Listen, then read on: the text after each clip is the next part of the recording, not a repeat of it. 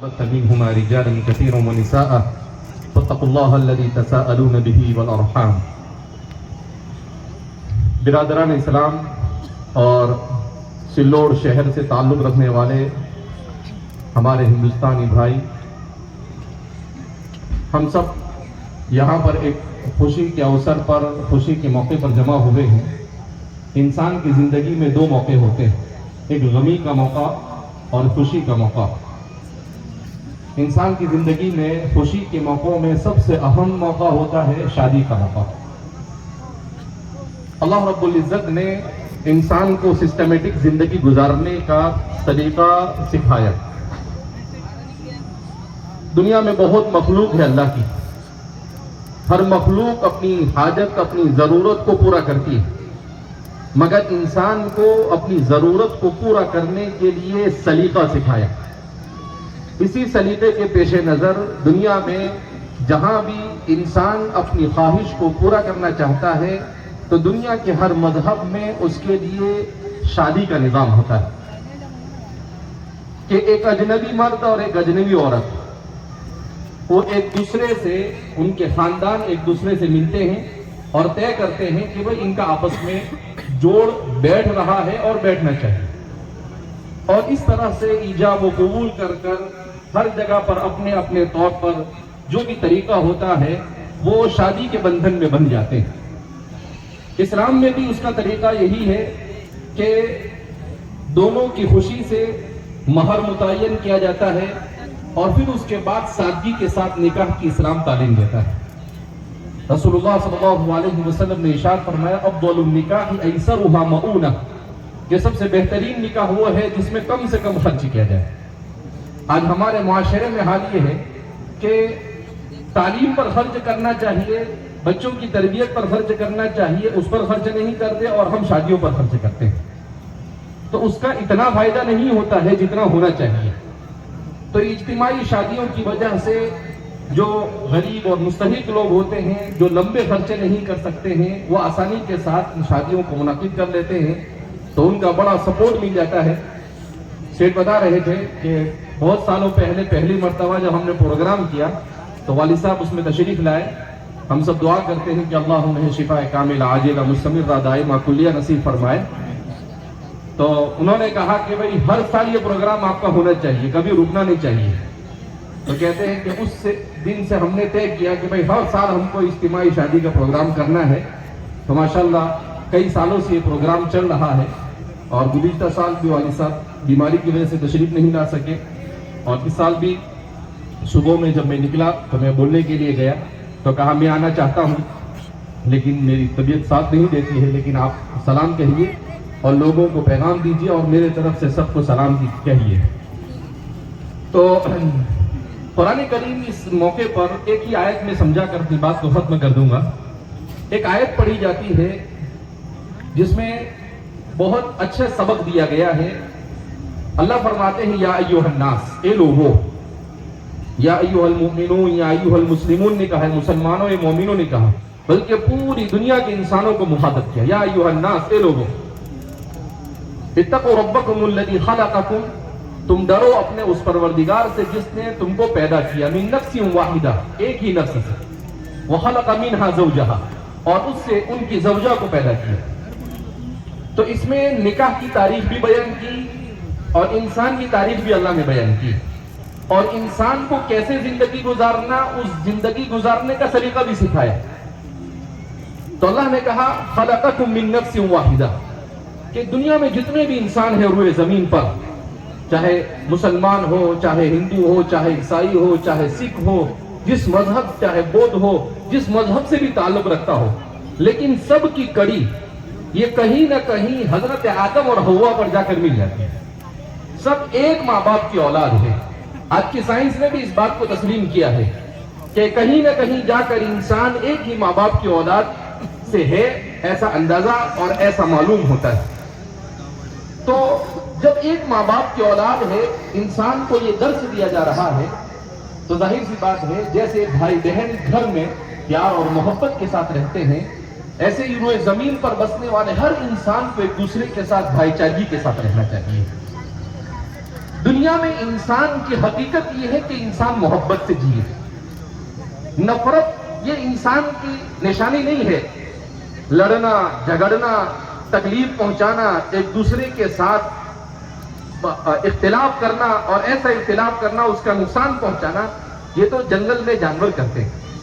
مگر انسان اب ہمارے یہاں پر الٹا ہو گیا کہ جانور کی بہت ساری ویڈیو آپ دیکھتے ہوں گے ایسی آتی ہے کہ وہ خونخوار جانور بھی چھوٹے چھوٹے جانور کے بچوں کے ساتھ محبت کرنے لگا. تو لوگ کہتے ہیں کہ ہم جس دور میں جی رہے ہیں اس دور میں الٹا ہو گیا کہ جانور سدھر گئے اور انسان بگڑ گیا. جو زندگی جانور گزار رہے تھے وہ انسان گزارنے لگا اور جو انسان زندگی گزارنی چاہیے ویسی جانور گزارنے لگا. تو حالانکہ تعلیم کا ایجوکیشن کا انفارمیشن کا زمانہ ہے. اس زمانے میں تو انسان اور زیادہ سدھرنا چاہیے مگر انسان نہیں سدھر رہا ہے. کیوں؟ اس لیے کہ انسان اپنے آپ کو اچھے اخلاق اور اچھی تعلیم سے آراستہ نہیں کر رہا ہے. انسان اپنے گھروں کے اندر میں اپنے بچوں کی جیسی تربیت کرنی چاہیے ویسی تربیت نہیں کر رہا ہے. ماں باپ ہر آدمی چھوٹا بڑا ہر آدمی موبائل لے کے بیٹھ گئے اور موبائل پر ہم اپنی زندگی گزار رہے ہیں. اچھا موبائل میں کیا دیکھتے ہیں؟ کوئی شارٹ دیکھتا ہے, کوئی واٹس ایپ پر لگا ہوا ہے, کوئی کس پر لگا ہوا ہے. کوئی فائدے کی چیز نہیں دیکھتے ہیں. کسی کو گیم کا چسکا لگا ہوا ہے. تو یہ ساری چیزیں انسان اس سے بجائے اس کے کہ اچھی چیزیں اس کو سیکھنی چاہیے غلط چیزیں سیکھتا ہے, اپنا قیمتی وقت ضائع کرتا ہے. تو ان چیزوں سے انسان کو بچنا چاہیے. اللہ رب العزت نے اس میں اس تعلیم دی کہ ایک اللہ نے ماں باپ سے پیدا کیا, حضرت آدم کو اللہ نے بنایا اور پھر حضرت حوا کو ان کی بائیں پسلی سے بنایا اور پھر ان دونوں کا نکاح کیا اور وہی نکاح کا سلسلہ آج بھی دنیا کے اندر میں جاری و ساری ہے. لہذا اس وقت انسانی سوسائٹی اور انسانی معاشرہ یہ محبت کا پیاسا ہے. اولاد گھروں کے اندر میں اپنے ماں باپ کے محبت کی پیاسی ہے. کیوں؟ اس لیے نوشا کو چھوڑو, صرف نوشا کے دو حضرات مہربانی کر کے وہیں رکے. آپ کا سفر یہاں پر ختم ہوتا ہے, یہاں سے ان کا سفر شروع ہوتا ہے. نمبر سے بڑھائیے بھائی, نمبر سے بڑھائیے نوشا صاحب کو. جتنے بھی نوشا حضرات یہاں اسٹیج پہ آ چکے ہیں, جہاں تک ان کو میری آواز سنائی دے رہی ہے, تمام نوشا حضرات سے گزارش ہے کہ جلد سے جلد اسٹیج پہ آئے.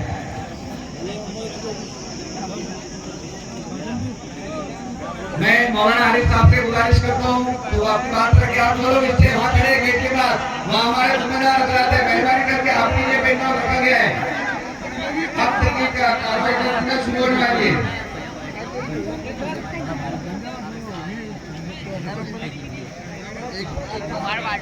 جو حضرات سامنے کھڑے ہیں ان سے گزارش ہے کہ بیٹھتے جائیں. حضرت مولانا محمد عارف صاحب آپ سے خطاب فرمائیں گے. آپ سے گزارش ہے کہ آپ بیٹھتے جائیں, کھڑے مت لگے, برائے مہربانی. یہ جو سامنے کے لوگ کھڑے ہیں ان سے ادباً گزارش ہے کہ بھائی بیٹھ جاؤ. ابھی حضرت آپ سے خطاب کرنے والے, آپ بیٹھ جائیں گے. بیٹھیے بھائی. سب سے پہلا نکاح جنت میں آدم علیہ السلام اور حوا علیہ السلام کا ہوا. وہ واقع جنت سے ہیں.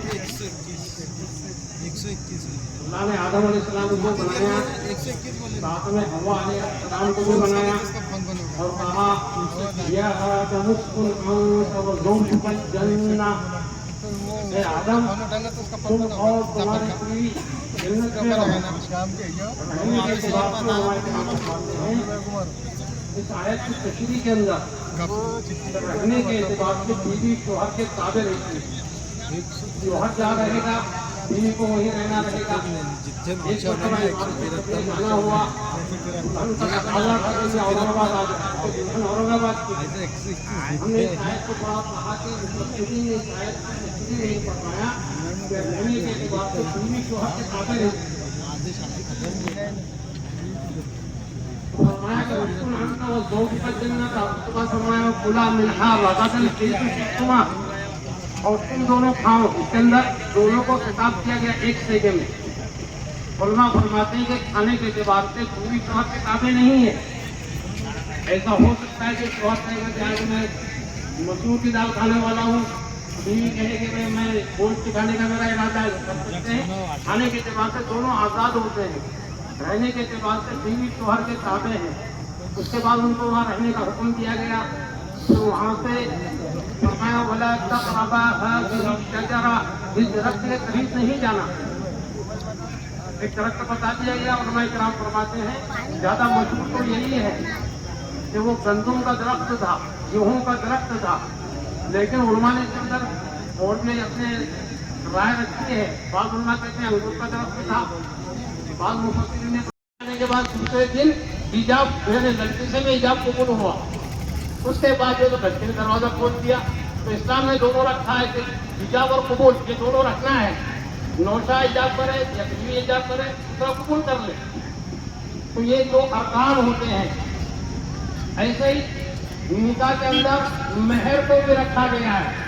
मेहर हदीस पाक में फरमाया ला महरा अक़ल्ल मिन 10 दराहिम, 10 दिरहम से कम मेहर नहीं होता है। दिरहम अरब के अंदर 2 सिक्के थे, एक सोने का सिक्का उसको दीनार कहते थे, एक चांदी का सिक्का उसको दिरहम कहते हैं, आज उसको रियाल कहते हैं। तो ये जो सिक्के थे 10 दिरहम, अब इसकी चांदी जो है हज़रत मौलाना अशरफ अली थानवी रहमतुल्लाह अलैह के नजदीक एहतियाती एतबार से 30 साढ़े 30 बनती है ग्राम, 30 ग्राम या साढ़े 30 ग्राम। मुस्लिम पर्सनल बोर्ड के एतबार से 29 साढ़े 29 ग्राम इसकी चांदी।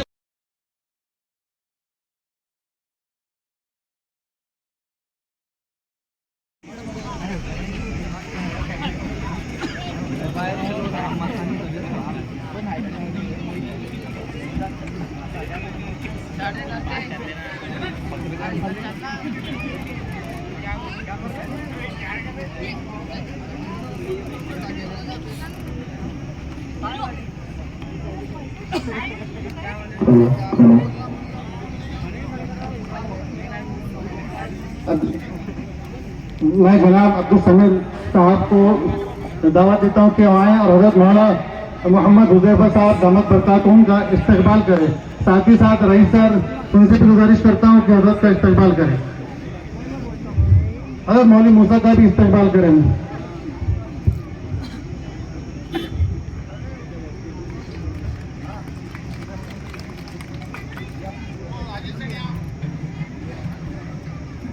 रईस सर से गुजारिश करूंगा कि वो मौलवी मूसा साहब का इस्तकबाल करें।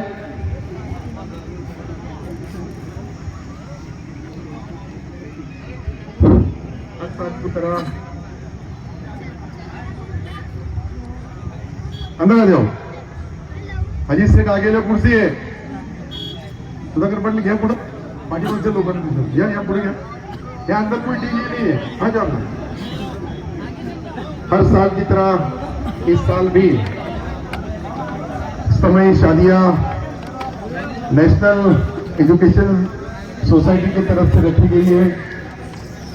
चुनावी माहौल था इसलिए ज्यादा तवज्जो हो नहीं सकी, लेकिन फिर भी हमारे दोस्त भाई साथियों ने मिलके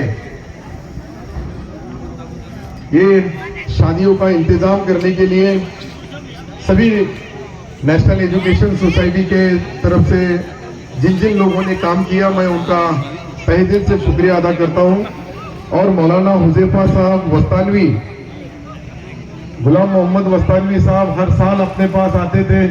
इस साल उनकी तबीयत थोड़ी खराब होने की वजह से मेडिकल का उनका डॉक्टरों ने बताया लेकर जाएं। और अभी मगरिब की अजान होगी, इंशाअल्लाह तमाम लोगों से गुजारिश है कि मगरिब अदा करके जाएं। अभी अजान होगी चंद मिनटों में, कोशिश करें कि यहीं पर अदा करके जाएं, रास्ते में वक्त नहीं मिलेगा। बाजू में मक्का मस्जिद है, काफी अरीज़ बड़ी है, वहां पर पहुंचने की कोशिश करें। और दहेज का जो सामान है जो आपको यहाँ पर मिला है, पलंग, अलमारी, बर्तन, कपड़े, वो एहतियात से लेके जाओ, गिरा के पड़ा के मत लेके जाओ। और आपका सामान आप ही संभालो, आपके सामान की जिम्मेदारी आपकी है। हमने सामान आपके हवाले कर दिए, इंतजामिया ने आपको सामान दे चुके हैं, आपके सामान की जिम्मेदारी आपकी है। आप सामान बराबर हिफाजत लेके जाओ, सुकून से आराम से लेके जाओ। 10 मिनट लेट क्यों नहीं लेके जाते, आराम से लेके जाओ, गिरना पड़ना नहीं, उसमें खराब नहीं होना, ऐसे एहतियात से लेके जाओ। और कलाम पाक उसके अंदर है, अलमारी के ऊपर उसको एहतियात से पहले हाथ पे ले लो सब लोग उसको।